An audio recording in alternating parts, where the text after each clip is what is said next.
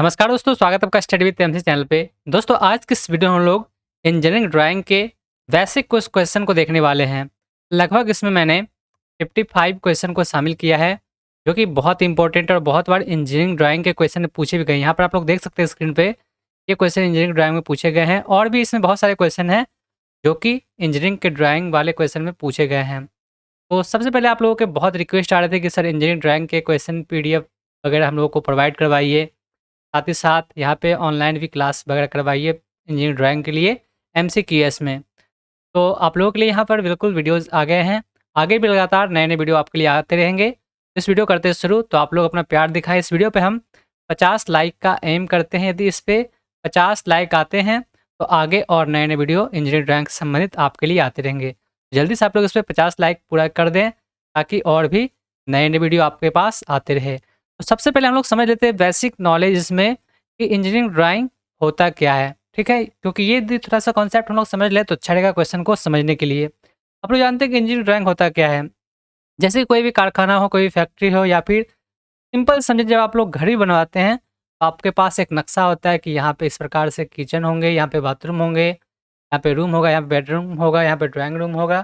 तो इन सभी प्रकार से आप एक नक्शा बना लेते हो, उस नक्शा के आधार पे आप लोग अपना घर बनाना शुरू करते हैं। इसी प्रकार से इंजीनियरिंग ड्राइंग में भी एक नक्शा बनाया जाता है। जैसे कोई भी जगह पे वर्कशॉप में आपको एक काम करना है, कुछ पार्ट आपको बनाना है, उस पार्ट का पहले से आपके पास ड्राइंग तैयार रहेगा। इस प्रकार से बनाने हमें कोई पार्ट पुर्जे। इस प्रकार से इसका इस्तेमाल किया जाता है इंजीनियरिंग ड्राइंग में। इंजीनियरिंग ड्राइंग जो है, या तकनीकी आरेखन का एक ऐसा प्रकार है जिसके द्वारा जो इंजीनियरिंग वस्तुओं को पूर्णतः एवं स्पष्ट परिभाषित किया जाता है, और इसके द्वारा भी किसी वस्तु के काल्पनिक रूप बीमा सहित शीट पर उतारा जा सकता है, ताकि जो कारीगर होंगे वो उसे देखकर सेम टू सेम उसका निर्माण कर सके। तो इंजीनियरिंग ड्राइंग का बहुत सारा महत्व भी है। जैसे कि यह सामान्यतः इंजीनियरिंग ड्राइंग में उपयोग होने वाले आरेख का अभ्यास करने के लिए इसका इस्तेमाल किया जाता है, या फिर कार्यशालाओं में उपयोग होने वाले उपकरणों की संरचना को जानने व प्रदर्शित करने हेतु, प्लांट तथा उपकरणों के अभिन्यास की कार्यप्रणाली समझने हेतु, मैनेजर अथवा क्लाइंट को रिव्यू देने के लिए भी इसका इस्तेमाल किया जाता है। इंजीनियरिंग ड्राइंग बहुत इंपॉर्टेंट है, इसकी समझ सबको होनी चाहिए, ठीक है? तो खैर, किसी और वीडियो हम लोग विस्तार से इसके थ्योरी को समझेंगे। तो आज के इस वीडियो में हम लोग सिर्फ और सिर्फ एमसीक्यूएस देखने वाले, यानी कि इसमें जो क्वेश्चन है मल्टीपल चॉइस क्वेश्चन, इसे ही हम लोग समझने वाले हैं। यदि आप लोग कहेंगे इसका थ्योरी हमें पढ़ना है कंप्लीट, तो आप लोग वो भी बता सकते हैं नीचे कमेंट में। तो इसको लेकर एक नई वीडियो बना दी जाएंगे इसके कंप्लीट थ्योरी पे। चलिए, अब ज़्यादा समय नहीं लेते हैं और चलते हैं आपके क्वेश्चन की तरफ और देखते हैं इसमें क्या-क्या क्वेश्चन है। तो क्वेश्चन बहुत सारे इसमें मैंने ऐड किए हैं, ठीक है? चलिए अब क्वेश्चन की तरफ चलते हैं। तो पहला क्वेश्चन आपको स्क्रीन पे ही दिख रहा है। क्वेश्चन क्या है? चलिए सबसे पहले पढ़ते हैं। तो पहला क्वेश्चन आपके स्क्रीन पे है कि गतिविधियों के रूप में इंजीनियरिंग ड्राइंग किस रूप में उत्पत्ति करता है? किस रूप में उत्पत्ति करता है? तो ये उत्पत्ति करता है किस रूप में? अभिलेख के रूप में। जैसा कि मैंने अभी अब जस्ट आपको बताया था कि गतिविधियों के रूप में इंजीनियरिंग ड्राइंग जो है, यह उत्पत्ति करता है अभिलेख का। आगे भी क्वेश्चन पूछा गया है कि इंजीनियरिंग ड्राइंग में विचारों की अभिव्यक्ति किस रूप में ली जा सकती है? ये ली जा सकती है किस रूप में? मौखिक के रूप में भी, लिखित रूप में भी और सांकेतिक रूप में भी। यानी कि कहें तो इसमें सही आंसर ऑप्शन डी है, ठीक है? अगला क्वेश्चन है कि इंजीनियरिंग ड्राइंग में रेखाओं के अतिरिक्त एक ड्राफ्टमैन के लिए इनमें से किसका ज्ञान आवश्यक है? तो इनमें से जो ज्ञान होना चाहिए, वो पेंसिल के प्रकारों का जानकारी होना बहुत ज़रूरी है, क्योंकि सभी कार्य के लिए समझने के लिए अलग-अलग पेंसिल के प्रकारों का इस्तेमाल इसमें किया जाता है, तो इसकी समझ होनी चाहिए। वैसे इसमें माने तो इंजीनियरिंग ड्राइंग में रेखाओं के अतिरिक्त एक ड्राफ्टमैन के लिए जो आवश्यक ज्ञान है, वो इंस्ट्रूमेंट बॉक्स का भी होना चाहिए, ड्राइंग बोर्ड का भी होना चाहिए। यानी कहें तो इसमें ये सभी भी सही हो सकते हैं, बट इसमें जो मोस्ट सूटेबल आंसर है, वो ऑप्शन इसमें सी भी है, और इसे हम लोग डी भी कर सकते हैं। यानी कि ये सभी, इन सभी चीज़ की नॉलेज होनी चाहिए, ठीक है? तो इसे आप लोग समझ सकते हैं। अगला फिर क्वेश्चन आपके स्क्रीन पे है कि ड्राइंग बोर्ड विभिन्न भागों से मिलकर बना होता है, जिसमें से एक बैटन है। बैटन का उद्देश्य क्या होता है? तो बैटन का उद्देश्य होता है क्या? बैटन का उद्देश्य होता है पट्टियों के सपोर्ट देने के लिए। पट्टियों को सपोर्ट देने के लिए इसका इस्तेमाल किया जाता है, ठीक है? अगले क्वेश्चन को देखते हैं फिर। अगला क्वेश्चन आपके स्क्रीन पे है कि DO नाम वाले ड्राइंग बोर्ड की माप क्या होती है? तो इसकी माप क्या होती है? इसकी माप होती है 1500 गुणे 1000 गुणे 25 mm, ठीक है? तो ये सब माप इसमें होते हैं। जैसा कि नीचे और भी बहुत सारे माप दिए हुए हैं सभी बोर्ड के लिए अलग-अलग, तो इसे मिलान करना है कि किसके कितने होते हैं। इसमें सही आंसर हम लोगों का क्या हो जाएगा? इसमें सही आंसर हो जाएगा ऑप्शन सी, यानी कि ए 2 में। ए जो है ये आ जाएगा, इसका माप ये है। और बी का माप क्या है? तो बी का माप देख सकते हैं, बी का माप यहाँ पे दिया हुआ है 4 में। और वहीं पे बात करें हम लोग सी की, सी का माप है 1 में। और डी की बात करें तो डी का माप कहाँ पे है? इसमें। इस प्रकार सभी के माप को आप लोग ध्यान में रख सकते हैं, ताकि एग्जाम में इनसे रिलेटेड जो भी क्वेश्चन हो, उसे आप लोग आसानी से सॉल्व कर पाएंगे। चलिए फिर अगले क्वेश्चन को देखते हैं। अगला क्वेश्चन है कि स्टैंडर्ड ड्राइंग बोर्ड को IS 1444 1989 द्वारा प्रतिपादित किया गया है। इसके अनुसार D2 ड्राइंग बोर्ड का साइज क्या रखा गया है? देख सकते हैं। ये क्वेश्चन एग्जाम में पूछे गए इंजीनियरिंग ड्राइंग के 2015 में। और साइज को लेकर अभी जस्ट मैंने यहाँ पे चार्ट दिखाया था। तो उम्मीद है कि आप लोगों को इसमें आंसर मालूम है कि इसमें सही आंसर क्या है? 700 इंटू 500 इंटू 15 mm, ठीक है। अगला क्वेश्चन है कि टी स्क्वायर के द्वारा निम्न में से कौन सी रेखाएं खींची जा सकती है? टी स्क्वायर के द्वारा इनमें से कौन सी रेखाएं खींची जा सकती है? टी स्क्वायर के मदद से यहाँ पर सेक्शन रेखाएं खींची जा सकती है। सेक्शन रेखाएं इसके मदद से खींची जा सकती है। आगे भी क्वेश्चन दिखाया गया कि चित्र में प्रदर्शित टी स्क्वायर के भाग ए का नाम बताएं। यहाँ पे देख सकते टी स्क्वायर यहाँ पे दिखाया गया है। ऊपर जो क्वेश्चन पूछे गए थे टी स्क्वायर कैसा होता है, टी स्क्वायर यहाँ पर इमेज आपको दिख रहे हैं। और यहाँ पे क्वेश्चन पूछा गया है कि ए का नाम बताइए। जो ए है, ए भाग जो ये दिखाए गए हैं, इसका नाम पूछा गया है। तो इसका नाम क्या है? इसका नाम है ब्लेड, ठीक है, इसका नाम ब्लेड है। आगे भी क्वेश्चन पूछे गए इसी से रिलेटेड कि नीचे दिए गए चित्र में प्रदर्शित टी स्क्वायर के एक्स भाग का नाम बताइए। जो एक्स भाग है, इसका नाम क्या है?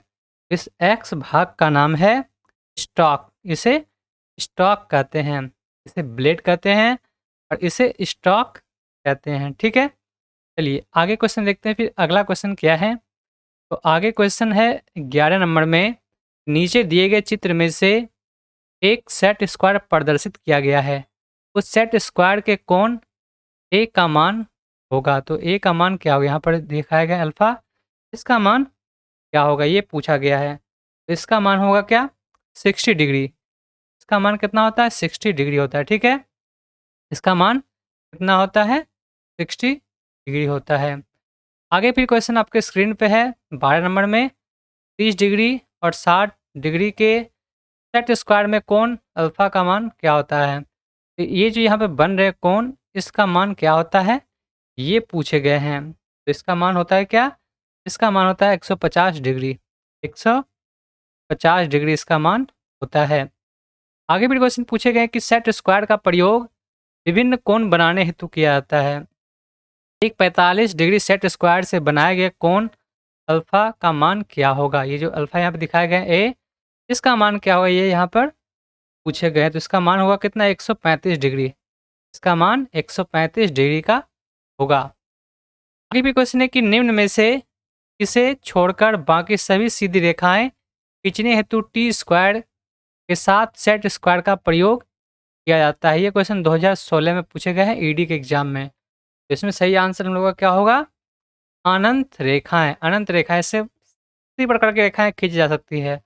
तो इसमें ये ऐसा नहीं है कि सिर्फ इसी प्रकार के लाइन इसमें खींचे जाएंगे, ठीक है, यानी कि इसमें अनंत रेखाएं। आगे फिर है कि सेट स्क्वायर का टी स्क्वायर की सहायता से सीधी रेखा बनाने के अतिरिक्त और किस चीज़ में प्रयोग होता है? इसका और अन्य चीज़ यानी कि क्षैतिज रेखा में भी प्रयोग इसका किया जाता है। चलिए आगे भी क्वेश्चन देखते हैं। अगला क्वेश्चन क्या है? तो आगे क्वेश्चन 16 नंबर में है यहाँ पर कि दो सेट स्क्वायर के द्वारा कई कोण बना सकते हैं। दी गई आकृति में अल्फा का मान क्या होगा जब दोनों सेट स्क्वायर द्वारा 45 डिग्री और 60 30 होते हैं? तो यहाँ पर ए का मान यहाँ पूछा गया है। चलिए ए का मान क्या होगा ये यहाँ पर बताना है। तो ए का मान होगा कितना? 105 डिग्री। इसका मान कितना होगा? 105 डिग्री। नेक्स्ट क्वेश्चन है कि नीचे दिए गए उपकरण का नाम क्या है? ये सब आप लोग देखे होंगे और सबको इसके बारे में मालूम होगा। इसका नाम क्या है? इसका नाम क्या है? चांदा इसे कहते हैं, प्रोटेक्टर। ठीक है, इसे इसका नाम क्या है? चांदा, चांद भी इसे कहते हैं। और आगे फिर क्वेश्चन है कि प्रोटेक्टर का प्रयोग नापने में होता है।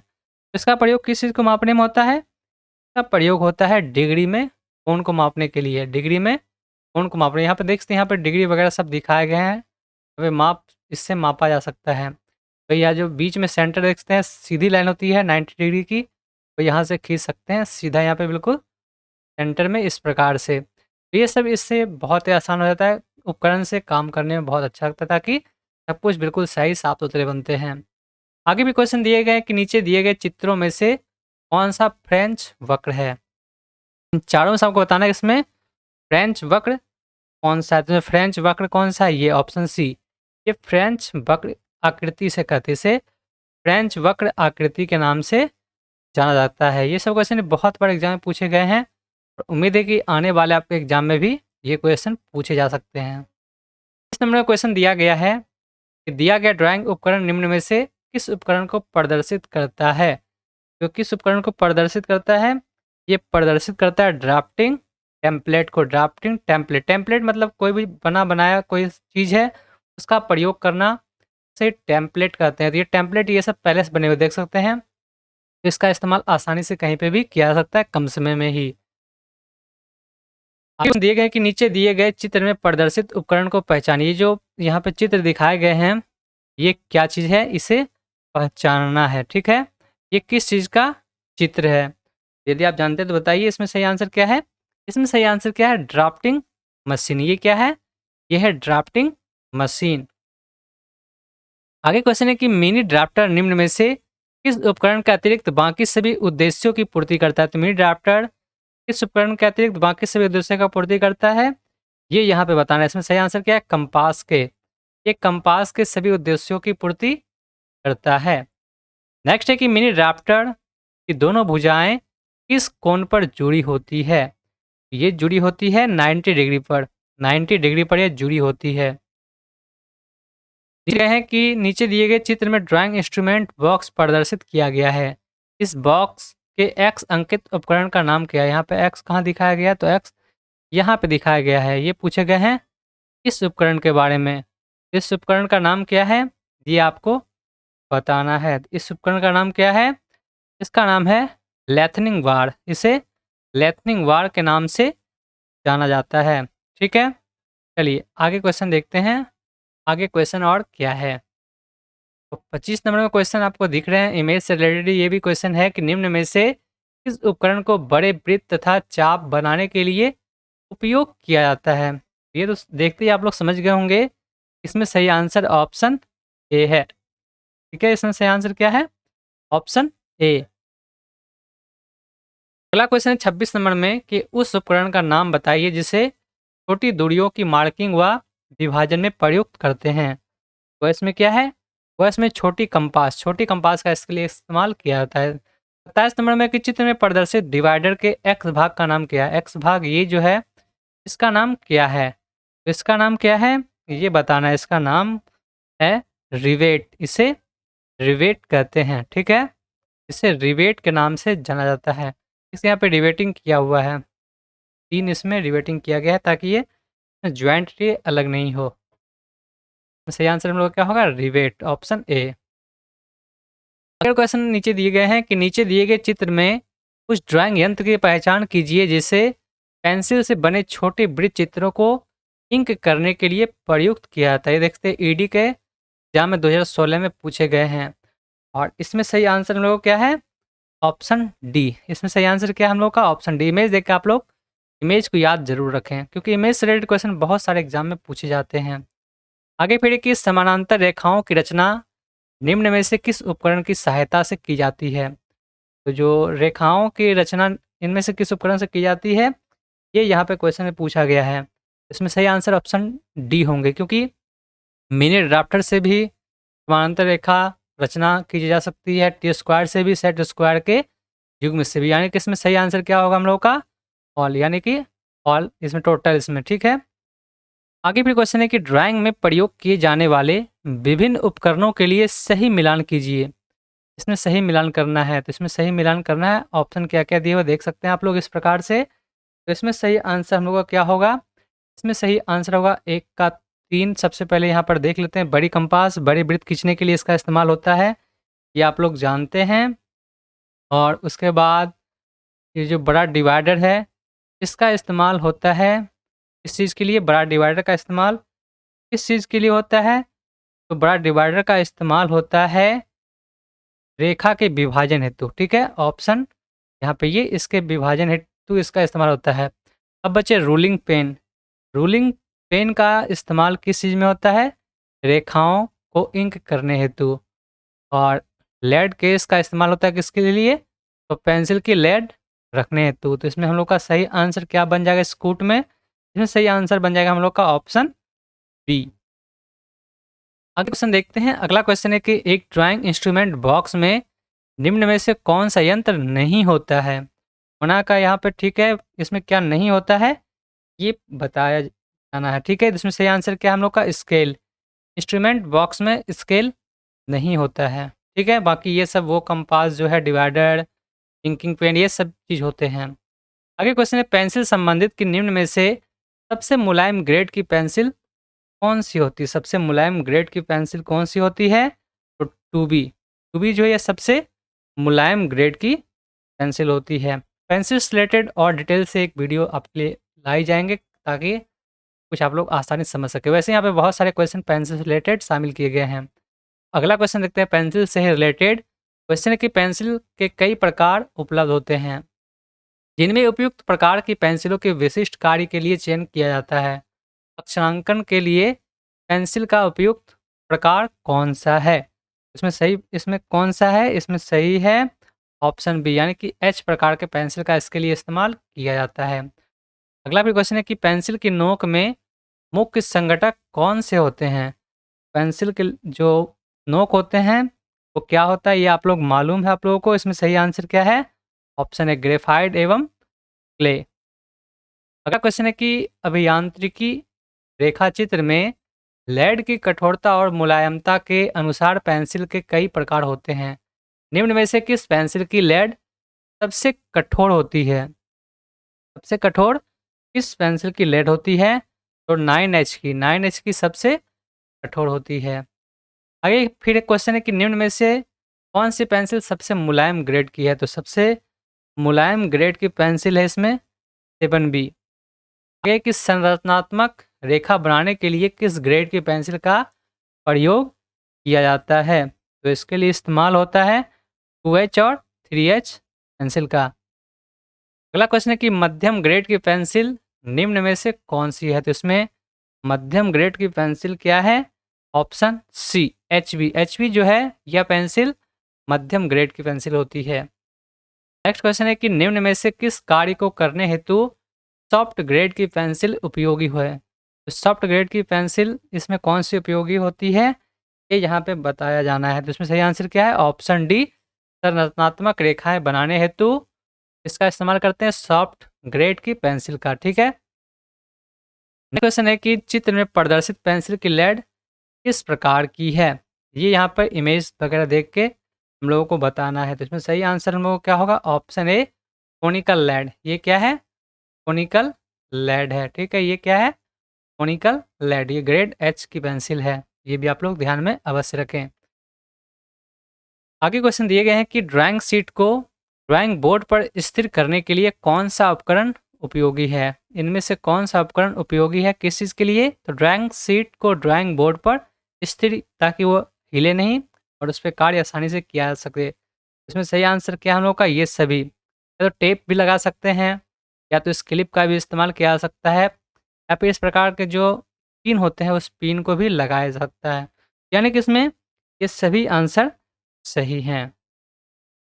आगे क्वेश्चन है कि निम्न में से किस पेपर पर बनी ड्राइंग ब्लूप्रिंट कही जाती है? ब्लूप्रिंट कही जाती है अमोनिया पेपर पर बनी हुई जो ड्राइंग होते हैं उन्हें ब्लूप्रिंट के नाम से जाना जाता है।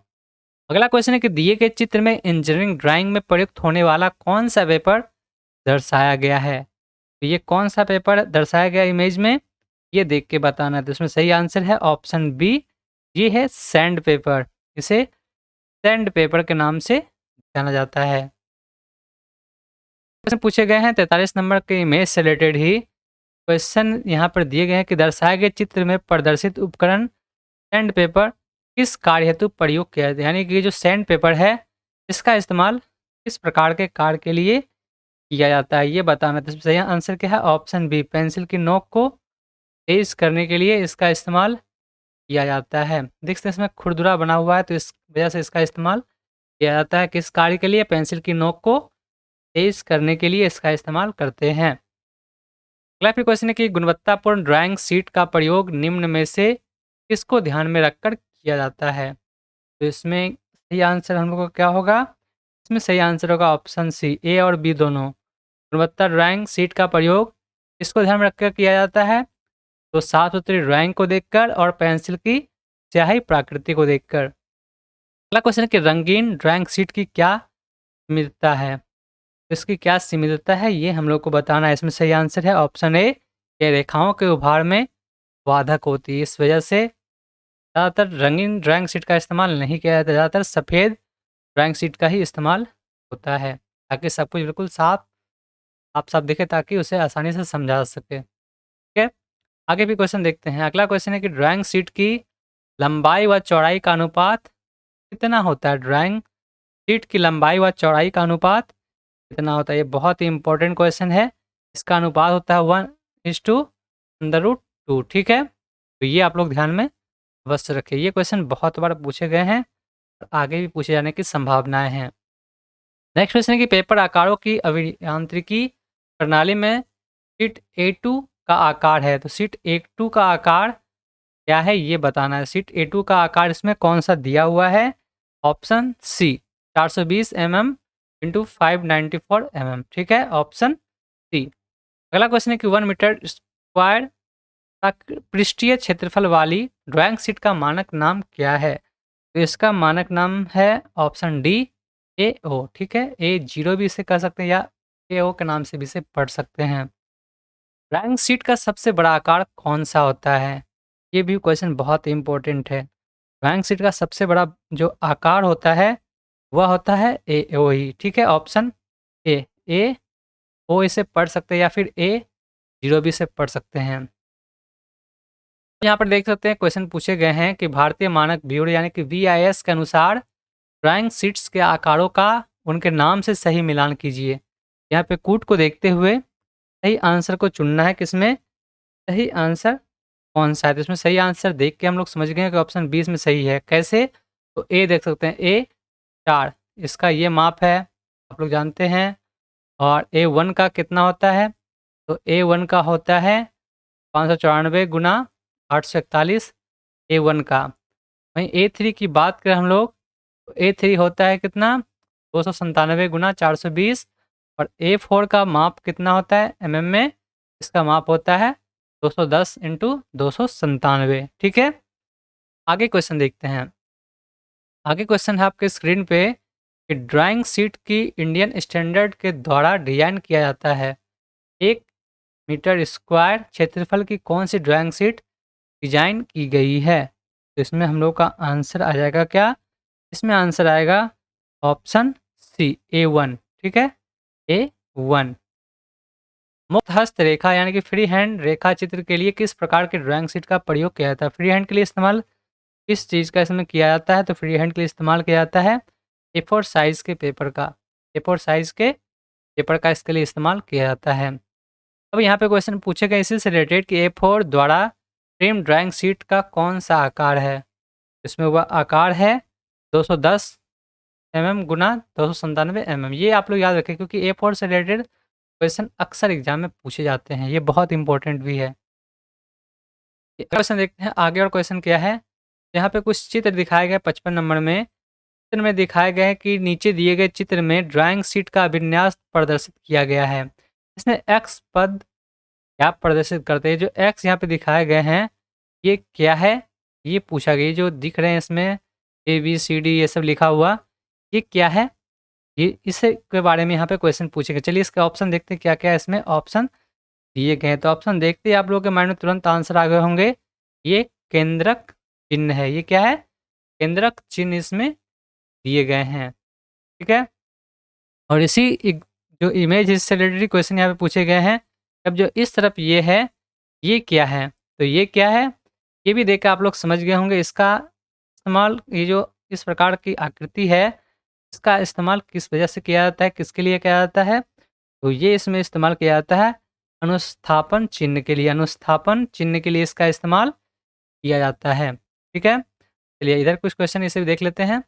क्वेश्चन है कि आरेखन शीट के बाएं सिरे पर अधिक मार्जिन किस किस लिए छोड़ा जाता है? ठीक है, आरेखन शीट के बाएं सिरे पर अधिक मार्जिन किस लिए छोड़ा जाता है? तो ये छोड़ा जाता है ए और बी दोनों के लिए। ए यानी कि सीटों को उपयुक्त रूप में जिल्द में बांधने के लिए, और सीट के कार्यकारी क्षेत्र को पर्याप्त स्पष्टता देने के लिए। यानी कि इस प्रकार का एक पेपर है, इस साइड में छोड़ा जाता है ताकि यहाँ से इसमें पिन अप किया जा सके, या फिर जो यहाँ पे लिखे हुए कुछ है तो बिल्कुल साफ-साफ स्पष्ट बने रहे।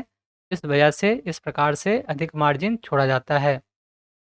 अगला क्वेश्चन है कि शीर्ष ब्लॉक ड्राइंग शीट के निचले बनाया जाता है। तो ये किसके लिए बनाया जाता है? ये यहाँ पे पूछे गए हैं। तो ये बनाया जाता है किसके लिए? ये बनाया जाता है दाएँ कोण में। ये बनाया जाता है दाएँ कोण में। नेक्स्ट क्वेश्चन है कि एक ड्राइंग शीट को मोड़ने पर शीर्ष भाग पर क्या होना चाहिए? तो एक ड्राइंग शीट को मोड़ने पर शीर्ष भाग पर होना क्या चाहिए? शीर्ष भाग पर होना चाहिए शीर्षक ब्लॉक, ठीक है? शीर्षक ब्लॉक होने चाहिए। चलिए आगे क्वेश्चन देखते हैं। आगे क्वेश्चन दिए हुए हैं 60 नंबर में कि प्रायः एक ड्राइंग शीट पर अनुस्थापन चिन्हों और संकेतों की संख्या होती है। तो इसकी संख्या कितनी होती है? ये आप लोगों को बताना है। इसमें सही आंसर क्या हम लोगों का? इसमें सही आंसर है ए, ठीक है? बाकी यहाँ पर 2 और क्वेश्चन है, ये 2 आपके लिए स्पेशल है। आपको इन दोनों का आंसर नीचे कमेंट बॉक्स में करके बताना है। ये आपके लिए HW क्वेश्चन है। आप लोग यदि वीडियो को आखिर तक देखते हैं तो इन 2 क्वेश्चन का आप लोग आंसर होता है। बहुत ही सिंपल क्वेश्चन है।